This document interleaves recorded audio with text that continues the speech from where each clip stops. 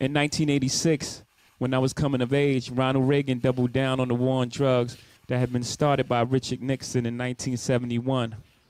Drugs were bad, fried your brain, and drug dealers were monsters. The sole reason neighborhoods and major cities were failing. No one wanted to talk about Reaganomics and the ending of social safety nets, the defunding of schools and the loss of jobs in cities across America. Young men like me who hustled became the sole villain, and drug addicts lacked moral fortitude. In the 1990s, incarceration rates in the U.S. blew up. Today, we imprison more people than any other country in the world. China, Russia, Iran, Cuba. All countries we consider autocratic and repressive. Yeah, more than them.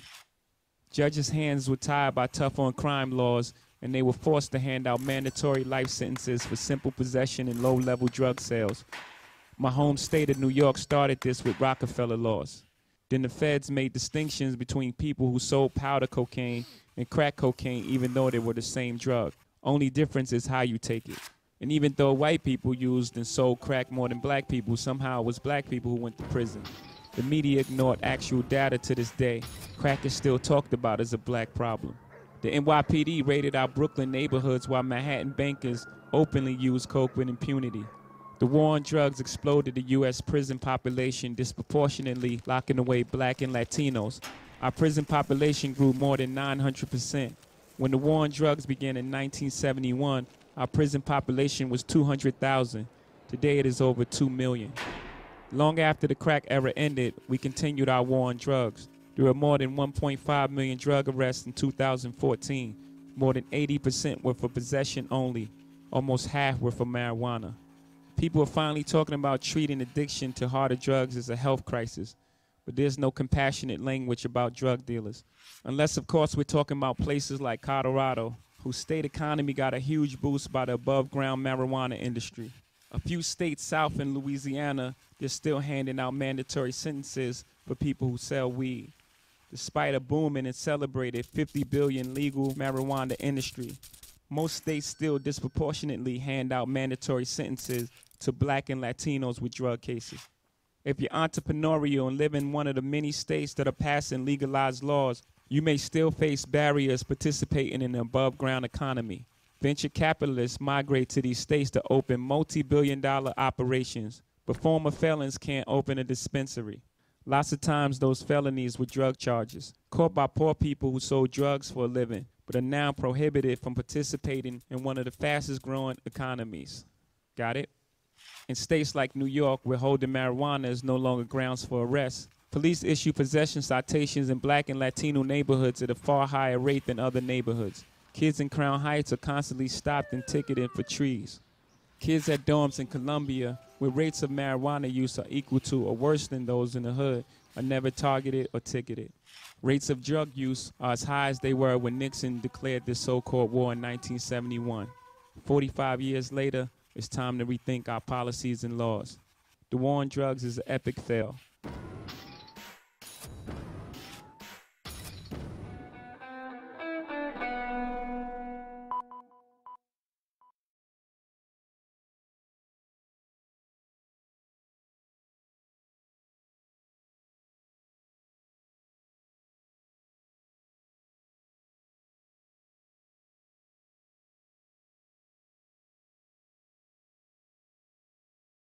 This bill is policing for profit again. Charlotte County Sheriff Bill Prummell had his hand in this again. They don't want to help addicts, they want to jail them and imprison them for their buddies. They're making a new industry, it's called the Florida Unconstitutional Military Police State. You are a product for the third most UN-free state in America. We have the third most people in jail and prison.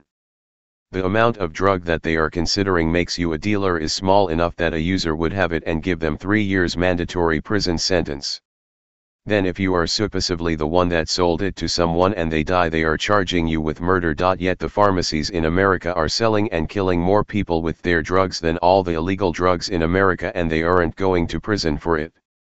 Stop the war on drugs, it's a complete failure and is an excuse to have a war on you. Crack down on opioids. A bill signed recently could help law enforcement go after more dealers and traffickers. By Lauren Coffey, staff writer. Sarasota. A phone on the floor of a halfway house lights up with a new text message.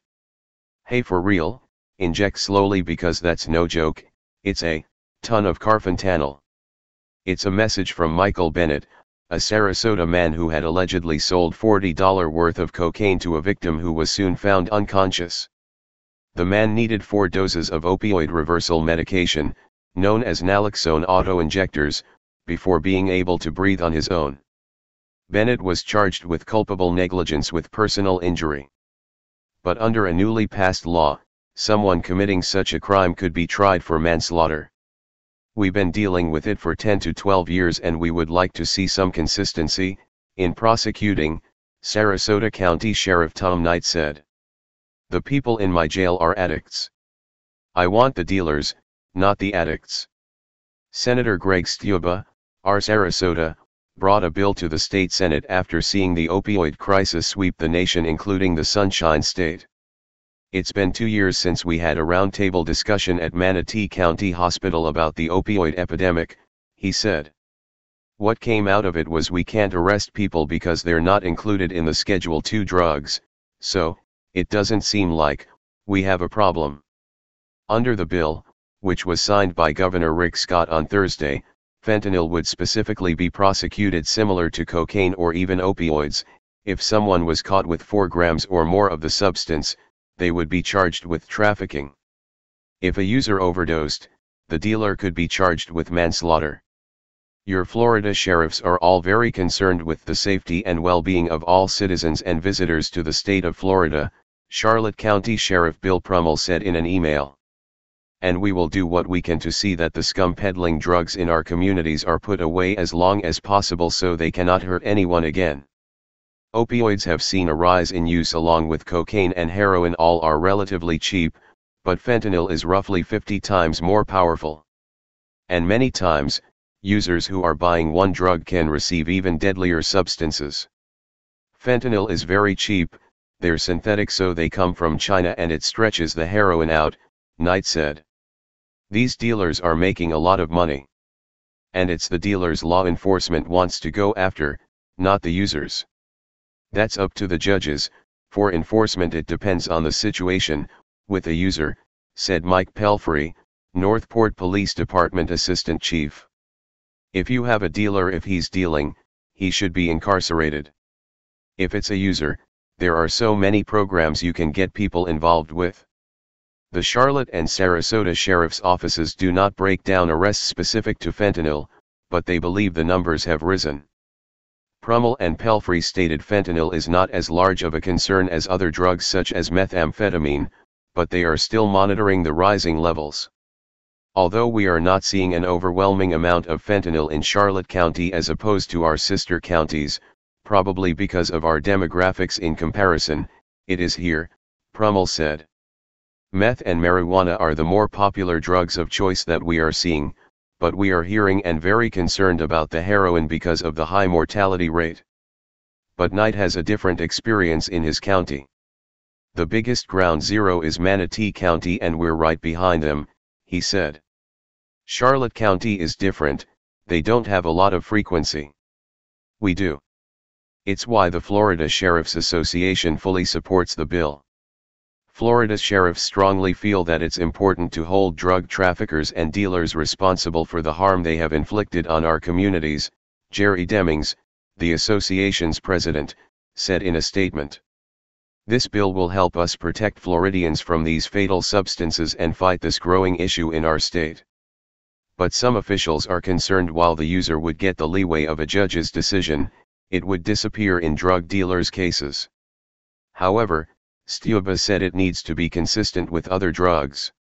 There's no human need for either element. Why are we going to say give a judge discretion if you're killing people with a drug, he said. Why give leeway? Scott felt the same way when he signed the bill Thursday. I'm proud to sign this important piece of legislation today to help fight this national epidemic which has taken the lives of too many Floridians, the governor said. This legislation provides tools for law enforcement and first responders to save lives. And officers hope the bill will not only help put more dealers in jail but also help the addicts stay out and alive. I want traffickers, I want dealers, Knight said. Most who traffic, it's a business. They don't care about the health and well-being of the user or the community. When you cut off supply, it will help the people who use it. These people are being preyed upon with trafficking, they're addicts, and the bill will be giving them recovery. Email, lcoffee@sun-herald.com. Claudia Ribola, an industrial design professor at the Rhode Island School of Design, demonstrates the Nalo Xbox in Providence, Rhode Island. Ribola and others designed Nalo Xbox to give bystanders in public areas easy and quick access to the opioid overdose antidote naloxone. AP photo. 50 deputies and supervisors with the Sarasota County Sheriff's Office now have been trained in how to use FZO naloxone auto-injectors to stop opioid overdoses, thanks to a donation of 800 auto-injectors from COLLIER, a Richmond, Virginia-based pharmaceutical company. Photo provided by the Sarasota County Sheriff's Office.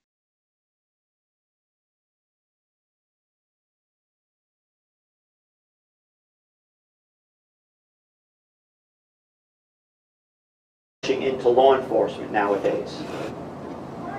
And it's a nationwide trend. I've talked to sheriffs and police chiefs not only in the state but around the nation, and they're having problems hiring. We got a couple things working against us. Number one is when the economy is turning around, when it's doing well, a lot of people will go into the private sector because yes, you can make more money up front. And then secondly, everybody knows the anti-law enforcement sentiment that's been going on. So a lot of people aren't rushing into this profession. So we have that growth that we're trying to really... Yes? Yes, I have two questions. Do you believe in free speech and the Constitution on your government-ran Facebook page? Mr. Sheets, you know why you were banned. Do we have rules? You did not follow the rules. All right. Anybody else? Yes, ma'am. I have an easy question. In Florida, can a consumer buy Narcan at a pharmacy? I know in other parts of the country they've allowed... I don't think you can yet in Florida, but I believe, if I remember correctly, there is a bill up in Tallahassee right now. So they're trying to get it passed. Thank you. So, yes?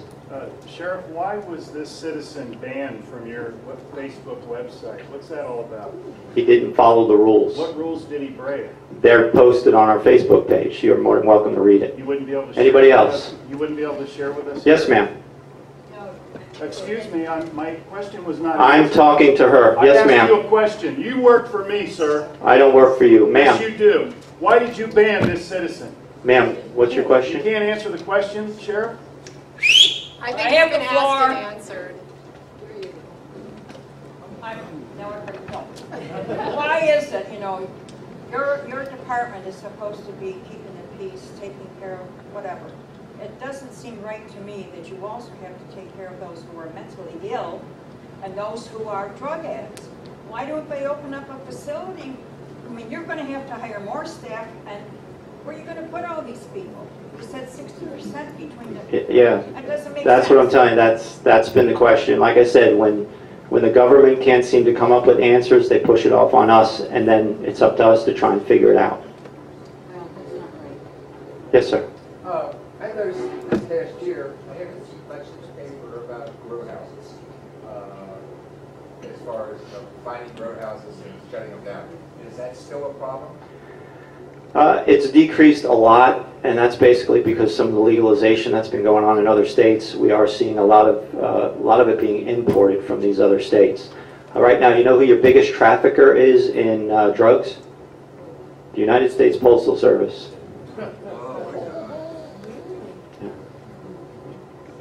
Just a follow-up question. What about meth? How do you find meth operations? Just a lot of good investigation. We get some tip work and all that stuff. So. Especially for building it. Yeah, they are very explosive. You got to be very careful with them. We do have some people on our staff that are specially trained to take them apart because they are very, very explosive. Ma'am, you had a question? Oh yeah, to follow up on this immigration situation. If a Hispanic just a little louder, please? We can really hear If you. a Hispanic person, appearing person, were in an accident, it was clearly not their fault, are you telling me that there would be no reason then that you would contact ICE? No, I don't. We don't. You don't what? We don't contact ICE on that.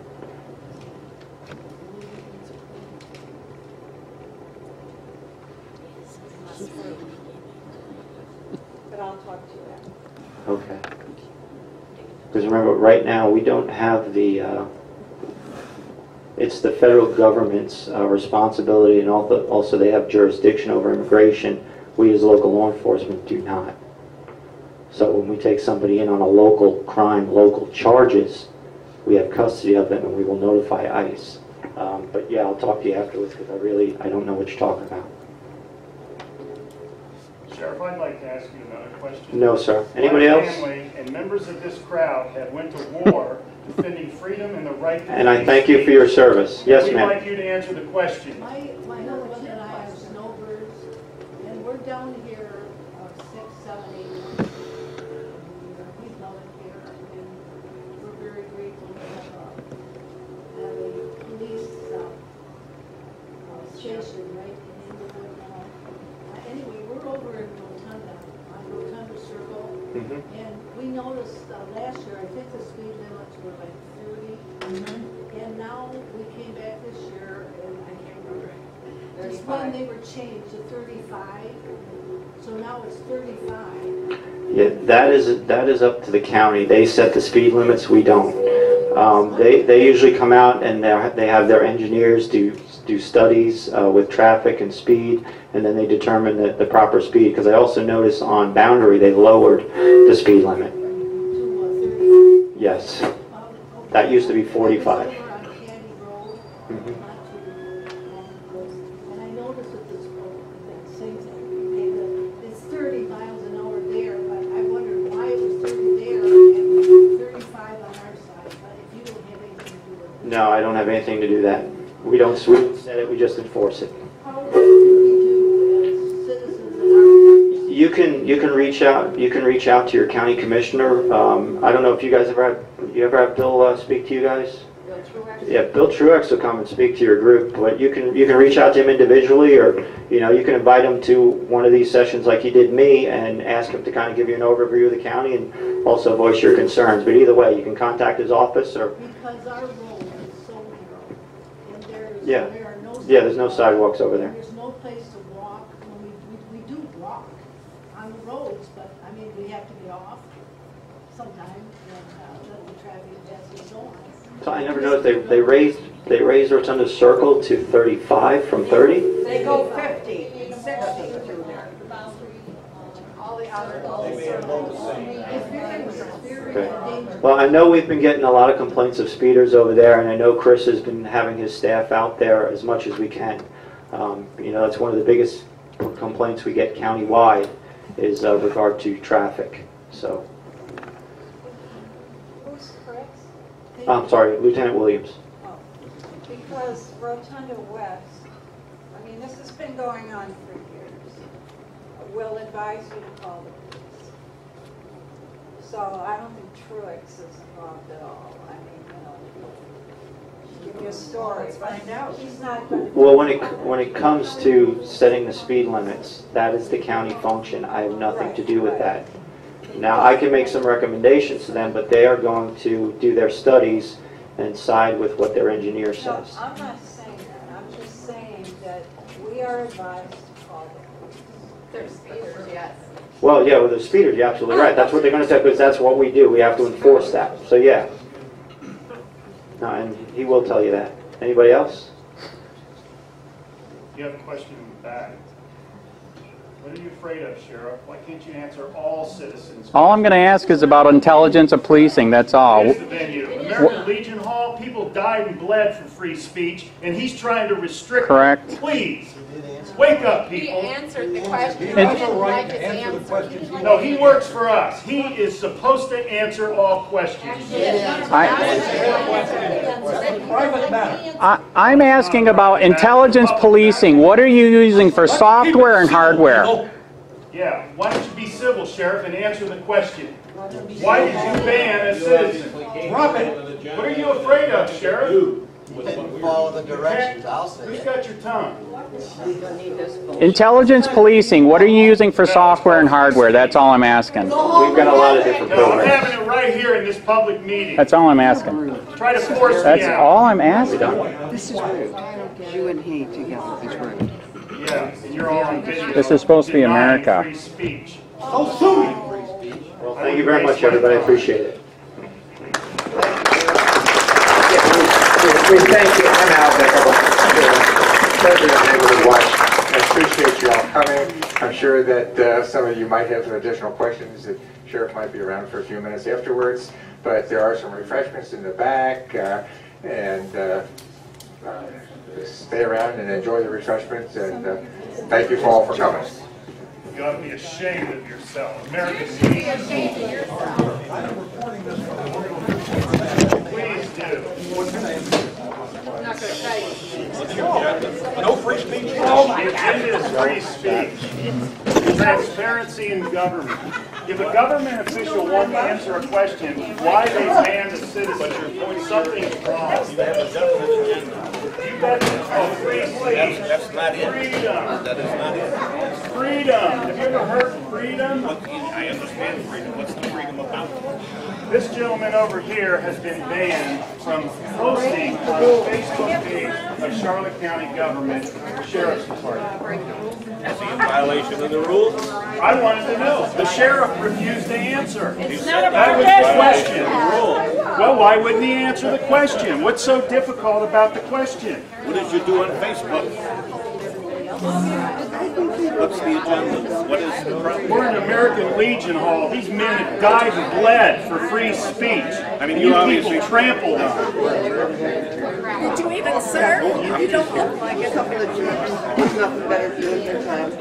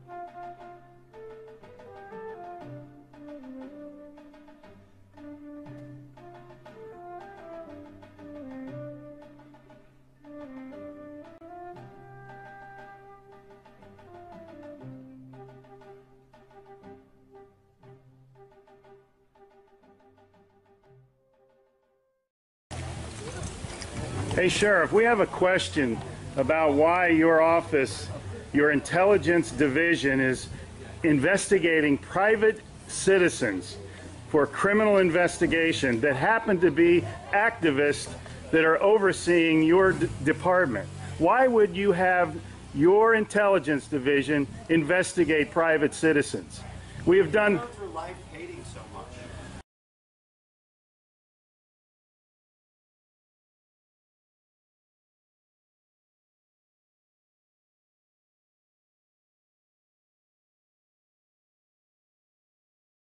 Sir, we don't hate anyone. We love freedom and we love American people. And government is out of control. That's why you're seeing such a revolt nationwide. Why can't you just answer, why is Susan Edwards, your intelligence division, investigating private citizens? This should not happen. Are you here to apply for a job?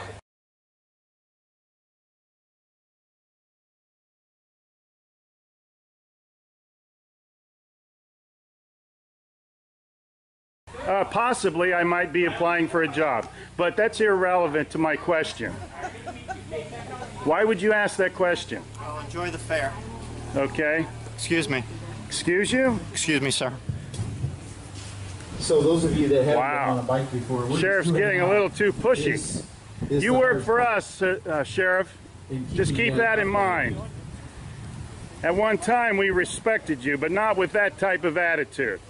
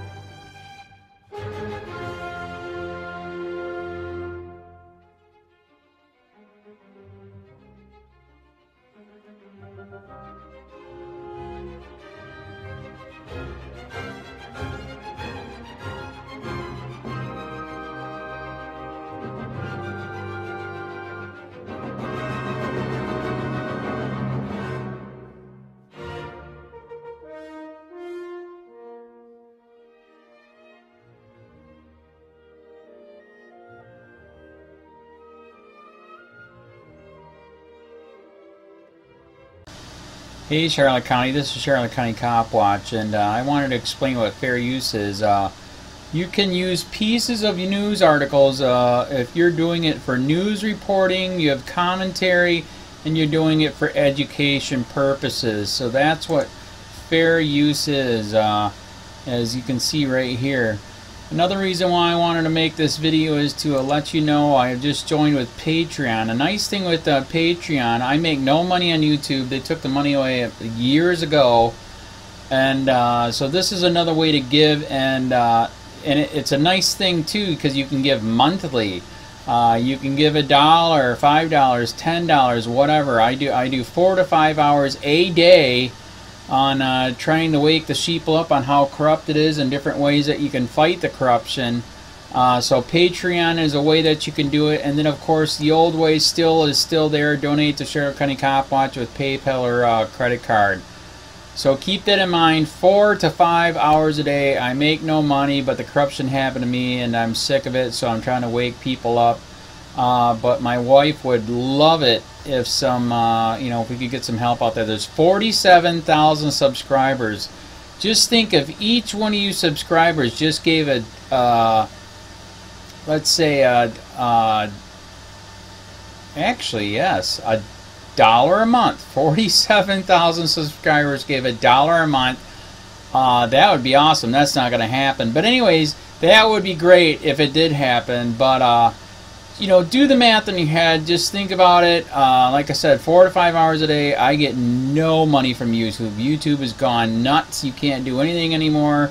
They're taking the money away everywhere. So these are a couple different ways that you can still help out with all this time that I put in. And as you know, I'm in a special situation where at least I can do it. 4 to 5 hours a day. We have a cleaning company during the day. That's what allows me to do this, and we're debt free. So this is my hobby. I don't go fishing and all that other crap. I try to save the world. So help me out to make the wife happy, man. In fact, if you guys did give $1 a day, and there was 47,000 of you, and you did it, and each of you gave $1, and that was every month, oh my God, yes, I could quit. I could start suing them. Another idea too that we have is if I got some funds, we could actually contact everyone that has been ticketed and or arrested and put in jail and start sending them postcards to let them know we're here, and to see if everything went all right, and if it didn't, find out their story. So we could even do more investigations and more lawsuits. Lawsuits take money. So just think about that. You know, 47,000 of you so far right now. You know, $1 a day. I mean, $1 a month on Patreon, or $5 a month Patreon, 10, 20, whatever. Just do the math in your head. Help out. This is a lot of work every single day. Thanks.